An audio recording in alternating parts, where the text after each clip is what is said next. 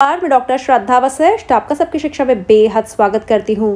दिल्ली के प्राइवेट स्कूलों ने करी है डीओई से मांग कि हमने अभी तक जो भी खर्चा दिल्ली के प्राइवेट स्कूलों ने जो भी खर्चा उन बच्चों पे करा है जो ईडब्ल्यूएस कैटेगरी, डीजी कैटेगरी और children with special needs category के तहत आते हैं, उन्हें मुफ्त वर्दी देने में, उन्हें मुफ्त किताबें देने में, उन्हें वे वापस किया जाए। अन्यथा आने वाले शैक्षिक सत्र में 2023-24 में वे ईडब्ल्यूएस डीजी कैटेगरी के बच्चों को मुफ्त किताबें देने में, मुफ्त वर्दी देने में असक्षम होंगे।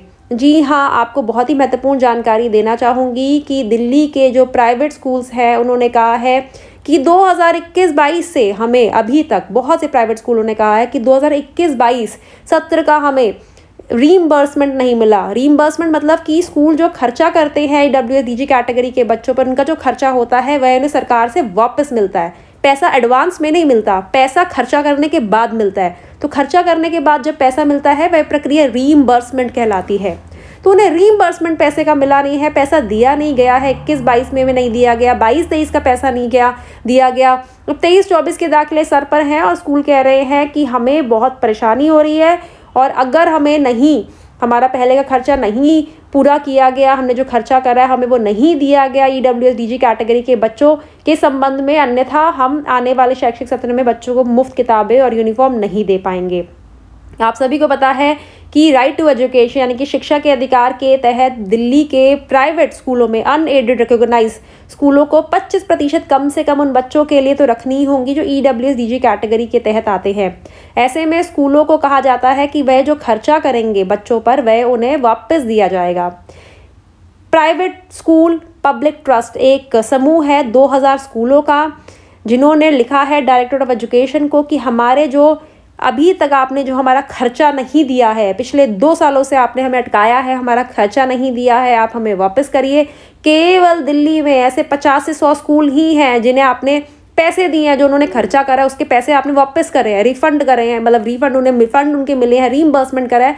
जबकि तकरीबन कम से कम 1300 स्कूल ऐसे हैं, कम से कम 1300 स्कूल ऐसे हैं जिन्हें ना 22-23 का पैसा दिया गया है ना 23-24 का दिया गया है। मोटे तौर पर पिछले 22 महीनों से इन स्कूलों को पैसा नहीं दिया गया है और ऐसे में इन स्कूलों ने करी है मांग कि हमें पहले हमने जो खर्चा करा है ईडब्ल्यूएस डीजी कैटेगरी के बच्चों पर वह हमें वापस दिया जाए, अन्यथा हमें आगे बच्चों को आगे जो आने वाले शैक्षिक सत्र में बच्चों को मुफ्त किताबें देने में और मुफ्त वर्दी देने में परेशानी होगी या हम नहीं दे पाएंगे।